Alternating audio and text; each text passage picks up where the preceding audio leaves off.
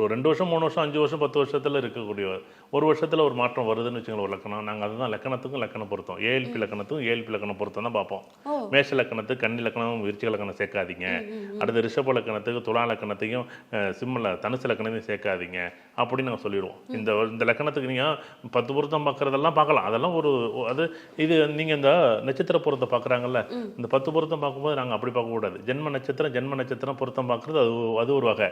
நாங்கள் அப்படி பார்க்க மாட்டோம். இன்னைக்கு என்ன தசை உங்களுக்கு குரு தசை நடக்குதா, ஒருத்தருக்கு இன்னொருத்தருக்கு புதன் தசை நடக்குதா, ஓகே இந்த தசைக்கு இந்த தசைக்கும் என்ன நட்சத்திரமோ அந்த நட்சத்திரம் எடுத்துக்குவோம். இப்போ குரு தசை பூரட்டாதி நட்சத்திரம், ஒருத்தருக்கு ரேவதி நட்சத்திரம் புதன் தசை நடக்குது, சூப்பராக உங்களுக்கு பொருந்தாது அப்படின்னு சொல்லிடுவோம். இல்லைங்க இவருக்கு சூரிய தசை நடக்குது, இவருக்கு சனி தசை நடக்குது, இவங்க நட்சத்திரம் ரெண்டுக்கும் சரியா இல்லை, இவங்களுக்கு ஒன்றும் ஒத்து போகாது. ஜென்ம நட்சத்திரம் பார்க்கறது ஒரு வகை. நாங்கள் என்ன பண்ணுவோம், இன்னைக்கு அச்சய நட்சத்திரம் தான் பொருத்தம் பார்ப்போம்.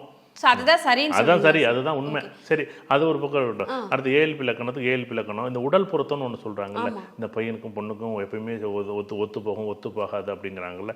இந்த லக்கணம் ஏஎல்பி லக்கணம் அச்சய லக்கணம் மட்டும்தான் பொருத்தம் பார்ப்போம். நாங்கள் வேற எதுவுமே பார்க்க மாட்டோம்.